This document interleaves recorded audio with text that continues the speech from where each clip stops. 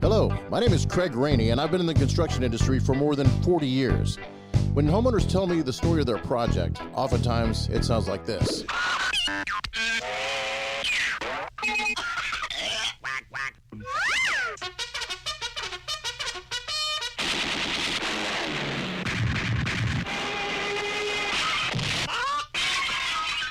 It doesn't have to be that way. Oh, wise guy, eh? And most builders would say that. Welcome to Remodeling Wisdom. I'm Craig Rainey. Let's get started. Let's get started. And I want to apologize. It's good news, but bad news at the same time. Bad news for me, I am super sore right now, and every time I move around in my chair behind the microphone, I feel it. I'm working out, trying to get back in my fighting form, as they say, getting fit. I want to be lean and mean and a fighting machine by the time spring's here. Oh boy.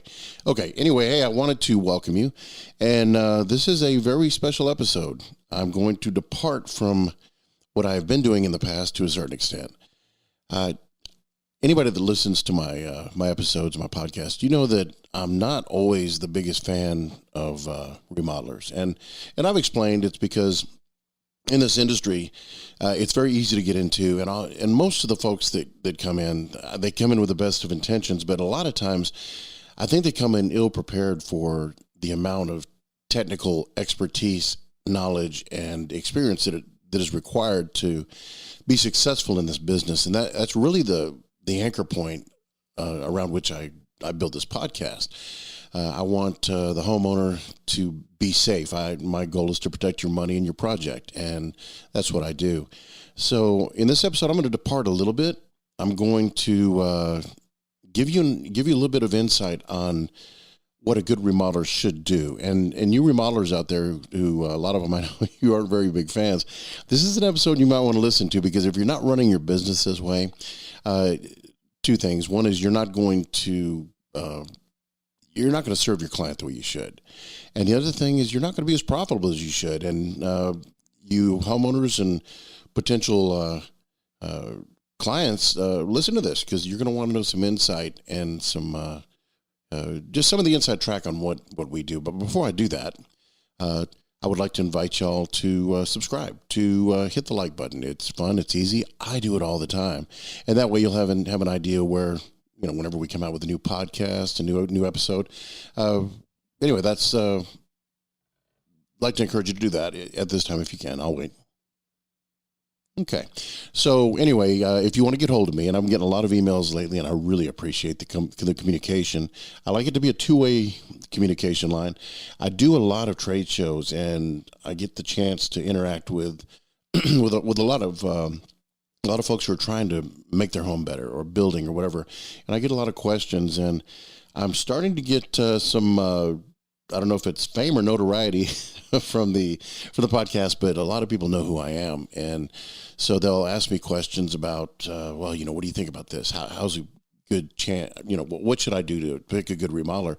Now, the funny thing is in a lot of these trade shows, I'm actually a vendor. So I say, well, you just found one. But, that's a very personal choice that a lot of people have to make. And I think, as an aside, I think that the number one component in that is the relationship piece. I think the relationship piece is 90% of how you're going to get along with your builder and how that builder is going to serve you and get along with you. And because the construction, the actual boots on the ground, brick and mortar, material, labor, that's pretty straightforward and pretty simple. I'm not saying it's easy, and I'm not saying there aren't issues with that, but I think if the relationship is good between you and your builder, then, well, one thing is the builder's going to look out for you more. So a lot of those things that if a builder doesn't have that relationship with you, or you don't have that relationship with them, and that comfort level's not there, you can't count on that builder to look out for your best interest. So that's a worry, and that's something that'll keep you both up at night. But the relationship piece is huge. But that's an aside.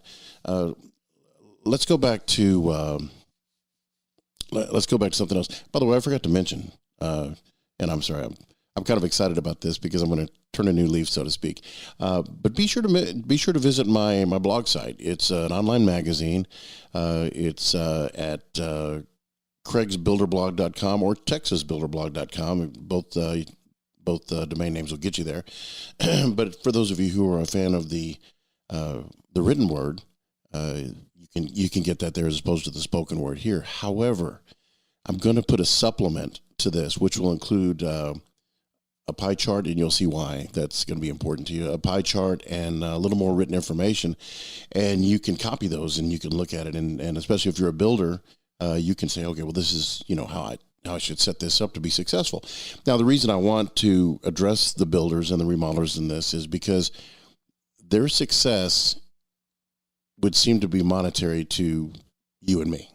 By you and me, I mean the homeowner who's looking to hire them. But that's not true, because the monetary success is temporary if those other components are not filled. And those components are, customer service, making sure you have the right trades, doing the vetting, what have you. Building, like I said, I have 2 grades. I have A and I have F. And I have a non-vendor list full of Fs. And I don't use Fs. I don't produce Fs.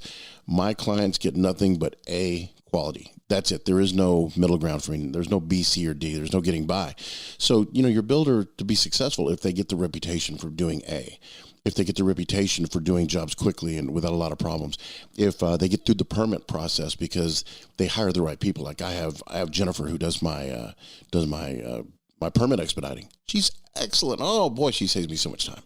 And you just get those people. You get the engineers. My engineer and I, we have a very personal relationship, and I can call him at 8:00 at night and argue with him about span tables and that kind of thing. And that's more accurate than I like to admit, but it's true.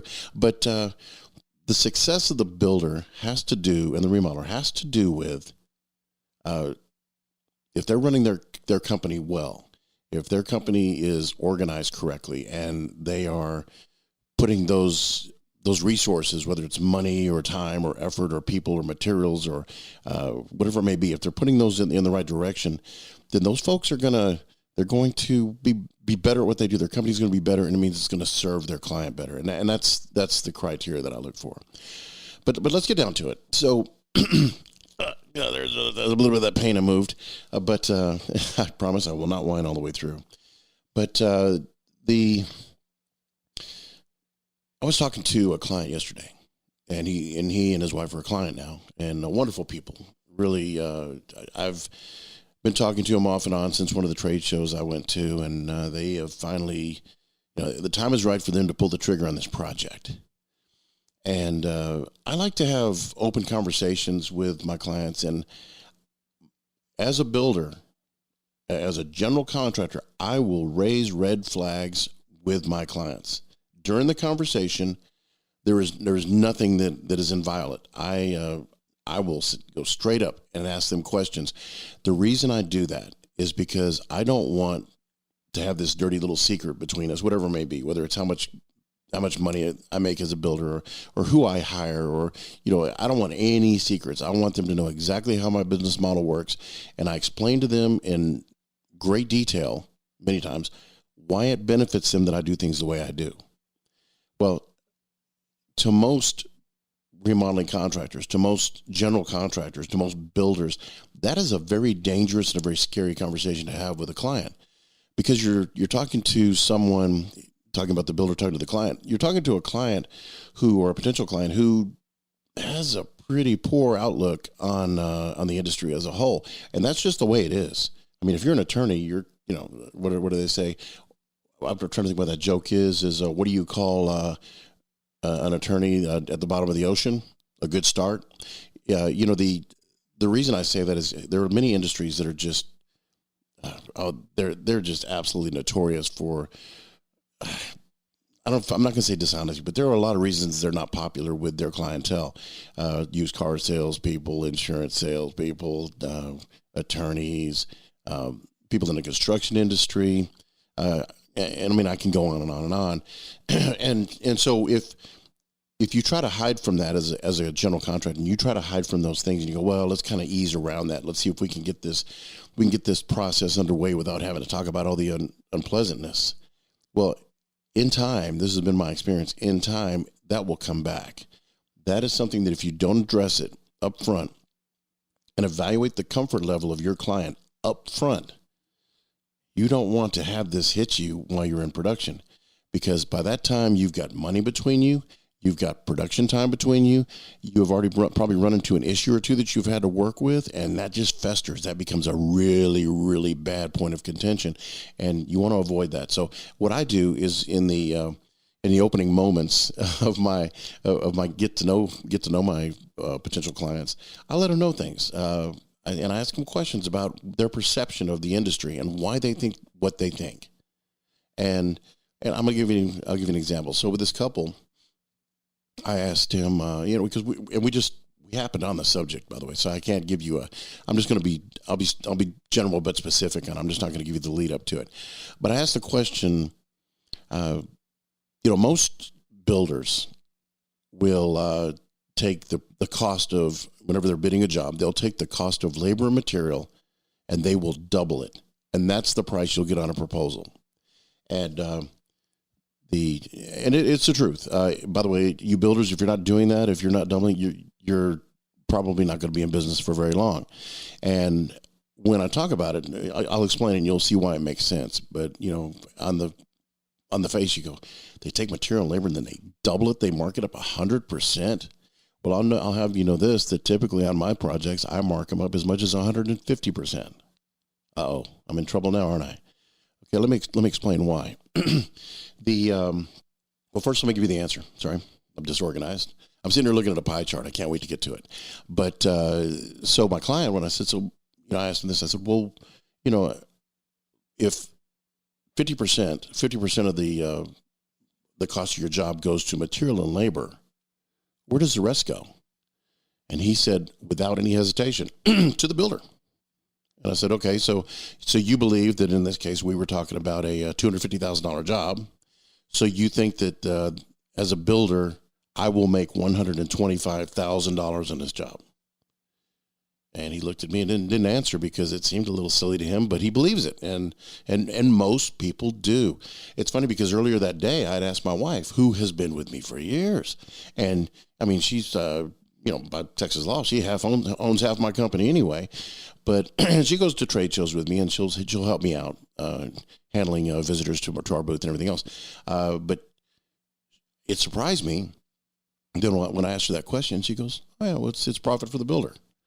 And I said, well, sweetie, you see where we live, and at one point we were doing about $500,000 a month worth of new business. That's based on what you're saying. We were earning $250,000 a month. I said, I do not see that jet out there in the driveway. I do not see. I don't see the mansion. I don't see all that. And it's funny because, and this is it. She, as I've said many times, she is a very intelligent woman. She has a very responsible job, high performer. This is somebody that is not a dumb person. It's just that, like many of us, we have our preconceptions of things. And when I told her that, I said, well, you believe we were making $250,000 a month back in the day when we were doing and I've ratcheted things down. I don't work that hard anymore, but back in the day.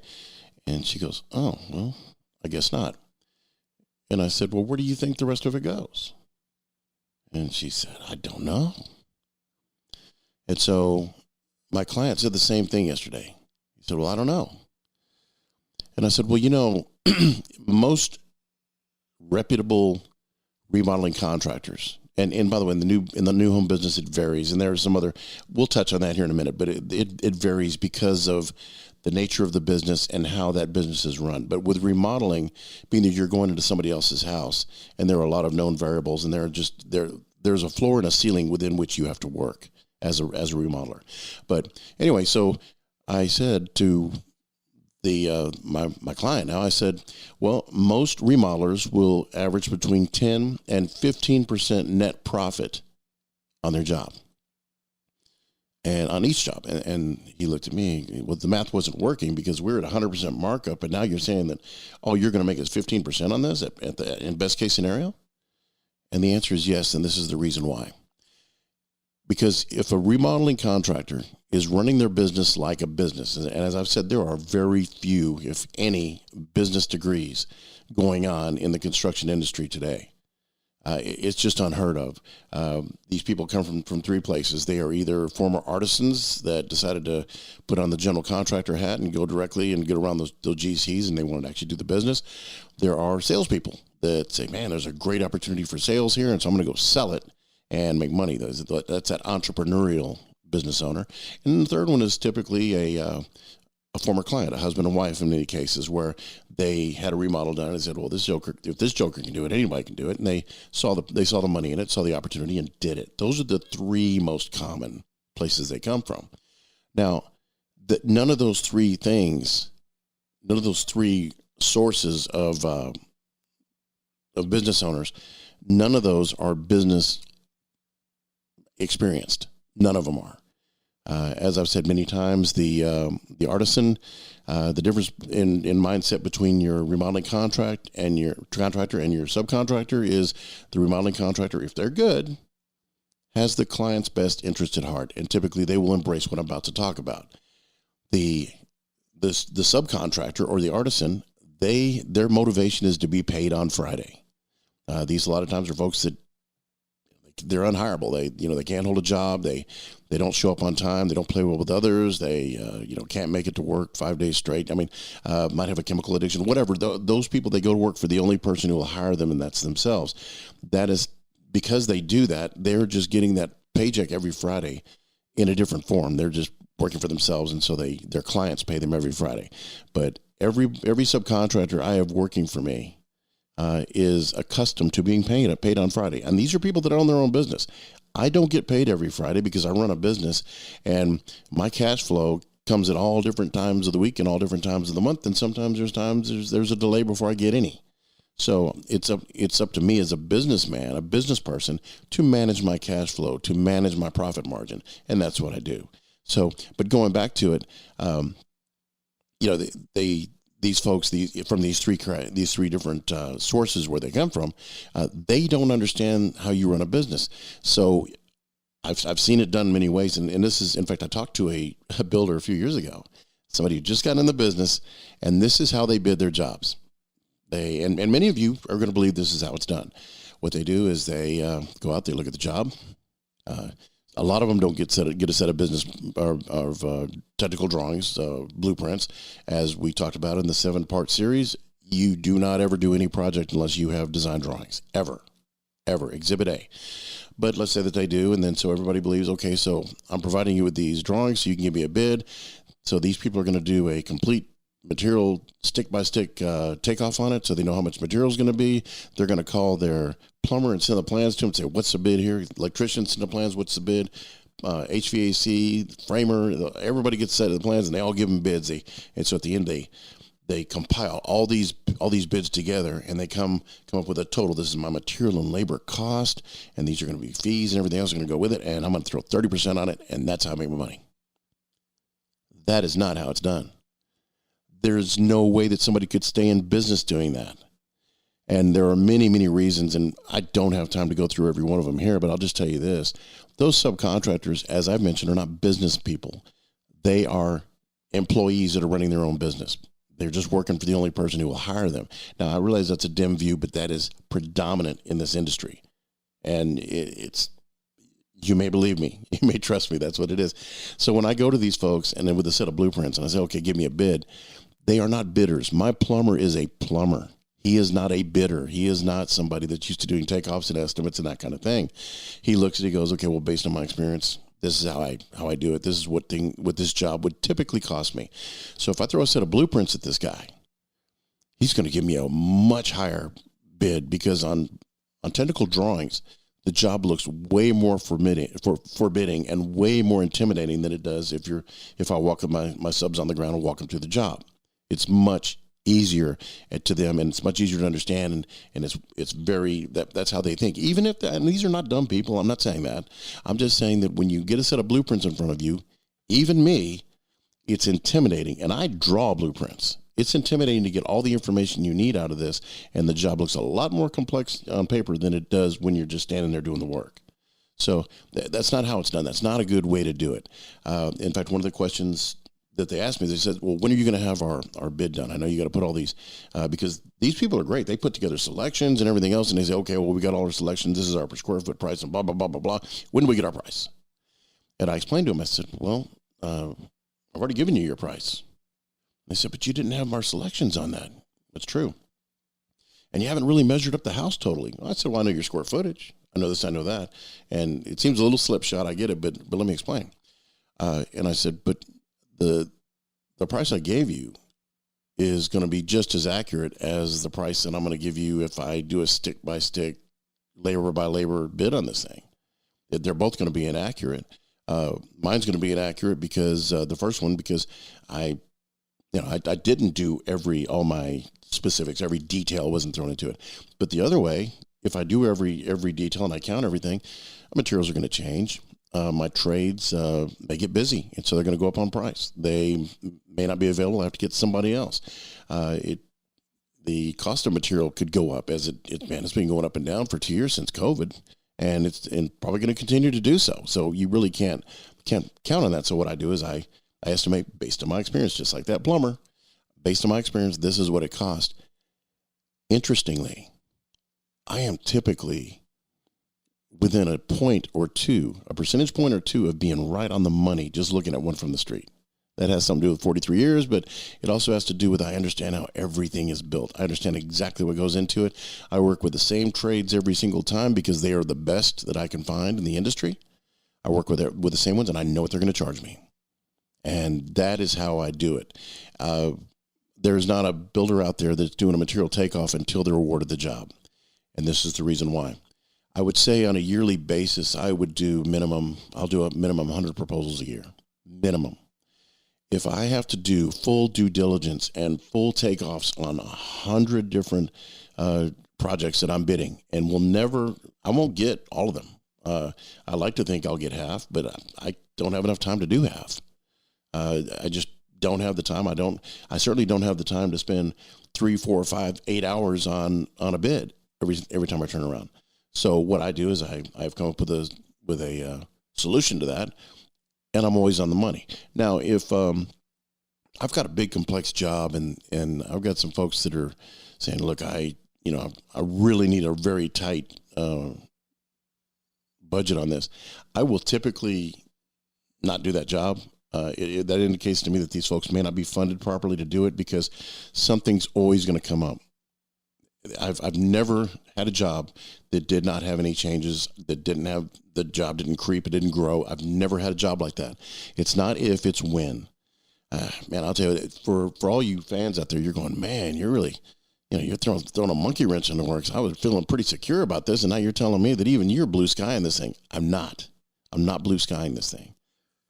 And the reason I say that is because the way that we bid our jobs, the way that you do your budget at your house, your electricity bill is going to come in around, $200-$300 a month. You don't know exactly what it's going to be, but you budget enough so that even if you got a little jump, let's say you had that hot day in the air conditioners, I have two, your air conditioners ran an extra few days, well, you'll be able to cover that extra $40-$50. So instead of, it's $250, I need to know exactly what I'm going to do. You just throw $300 in the budget column, and that's what you do. That's how we do the business here. And still, as a whole, even doing it that way, most builders will still end up with between 10 and 15% profit if they know what they're doing. So my clients, again, I've given you some of the things I've said is based on what they told me, because they were in shock. They just did not believe that I could come close. And they said, there's no way. And I told them, I said, well, when I walk in and look at a job, I'm pretty close. Just I can look in there and say, okay, you want this bathroom remodel, this kitchen remodel, new flooring. We're going to do this, do that. Even a room addition. I know how much concrete is. It's $185 for 3,000 pound concrete. It's $185 a yard. And then, of course, that's just material and labor. I'm just saying I've got a really good idea of what things are going to go. And there's not everybody in the industry that can bid jobs the way I do. I'm just talking about the way that I do it. But I do know this. There's nobody out there that has enough information that they could even do a stick-by-stick, labor-by-labor takeoff. So let's get away from that, because send me comments on that if you disagree, and we'll talk about that. But right now, I want to get down to what the topic is here. So on your your remodeler, your remodeling contractor, when they say, okay, so we take material and labor and then we double it. So, and let's say material labor is $100,000. So I'm going to bid $200,000 in this job. That is typically how it's done in the industry. And so, of course, you go, man, you just doubled it. So you're making $100,000 on this job. Well, not exactly, because there are some costs associated with that. And let's just look at the first one, taxes and fees. Between 4 and 5% is going to go taxes and fees. Now, keep in mind, it's not going to be, you're not paying taxes on the entirety of the job. There's some write-offs on material and labor. That's not income for you. So, I mean, I'm not an accountant, but I'll just say that's a good number, between 4 and 5%. Your material and labor logistics, and that's when you go through and you're doing your takeoffs and you're doing your estimating and you're ordering material and setting up deliveries and that kind of thing. I apply 5% of the job to that, because it takes a lot of time and somebody's got to be paid to do it. If my guy Michael's not doing it, then it means I've got to do it. And I'm way more expensive than Michael is, but I throw some money in there because this is not a philanthropic endeavor. I'm running a business, so every time that something is done, I get paid for it, or I have to pay somebody for it. So there is a cost associated with that good or service. And then there's a 10% that's thrown in for unanticipated cost increases. You just do it. And I'll use something that it's not realistic, because whenever I break into a wall, I demo that wall out, I know what I'm going to find. I even know if it's going to be rotten or not. I know what the wiring's going to look like. I know what the studs are going to look like, what the insulation's going to look like. But let's use it anyway. Let's say you're remodeling your kitchen. Somebody demos the cabinets, and then they demo the sheetrock off and the insulation. And oh man, we've got to replace all these studs back there because there's water rot. Well, that's what part of that 10% is going to go for. You say, okay, so I'm going to find some things. And the reason for it is because when you go into remodel for a client, I'm going to put this differently. When I go into remodel for a client, I am not going to nickel and dime them. Oh, wow, I didn't think there would be any rotten wood here in this kitchen where the faucet is and the drains and everything. I mean, that never happens. So, I'm going to have to give you a change order for that. These are things that will erode that relationship. And if you know what you're doing, and I do, if I look at it, and it depends on the age of the house, and I can smell the mildew if it's that way. I can look at underneath the cabinets, and I can see where they're starting to deteriorate because of water. It's one of those things. If there's PVC in the walls, you're probably going to have some water rot. It's as houses get older, we're all using PEX now, so it's a little less prevalent, but it's still there. So anyway, so my unanticipated costs increases. I put 10% in for that. Let's say material goes up, OSB, it's about $18 a sheet now, it goes back up to $30. I'm covered. I know there are a lot of builders out there, particularly new builders, that are doing material riders, and what they'll say is they'll go, okay, well, as long as the material stays here, and they'll say, well, this is our material cost, and however they're going to do it. There are different ways of doing it. What I do is I look at a sheet of OSB. A sheet of OSB is your best barometer for how much material is going up or down. I'm still waiting with bated breath for OSB to get back to $8.37 a sheet. Not sure it's going to happen, but hopefully it will. Anyway, so that's unanticipated cost. And then 3% for overhead. Okay, I've got to maintain bricks on the ground, got to pay the phone bill, got to, water, trash, whatever it may be, that kind of thing. 5% for marketing.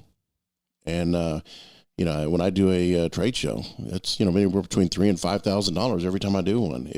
If you're buying leads from Home Advisor, or it's called Angie, it's not even called Angie's, it's Angie, whatever. I don't use those very much. Thumbtack, whoever it may be, well, you got to pay for those. So that's covered in your marketing, also websites and SEO, whatever else you're doing. And then the next, I've got 5% for payroll. And, I've got a limited employee staff, but those who I do have, I pay, and each job pays a little bit to it. It's about 5%. That also, my project manager, who's going to be running these jobs, same thing. Warranty, that's something that is important. I allot 3% of every job to warranty. And, it's just wise to make sure you got some money in the bank because somebody calls you.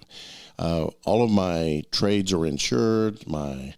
So if something like that happens, hopefully that's not a warranty money that's coming out of there. But let's say your engineer makes a mistake and the whole house falls down. Well, engineers carry E&O insurance, as do many architects and so forth. So, that's covered there. But just warranty work, a valve fails, I'll be able to get somebody in there and take care of that.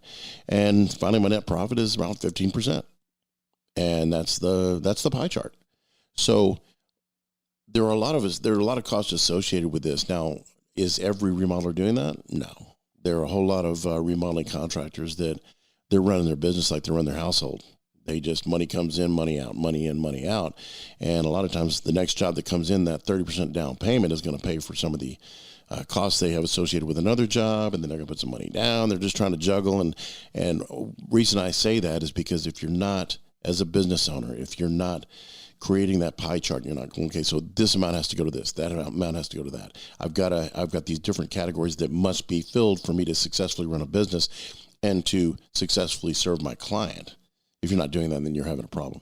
So anyway, that's the reason that I brought this up, is I wanted you to know that these remodeling contractors, and I always say remodeling contractors and remodelers just so we get both of those covered. For me, a remodeling contractor is the general contractor, and the builder is the subcontractor. And I sometimes blur those lines, but overall, that's what it is. But I hope this gives you some insight on the fact that the remodeling industry is truly, it's a business. It's not just hand-to-mouth money, paycheck to paycheck.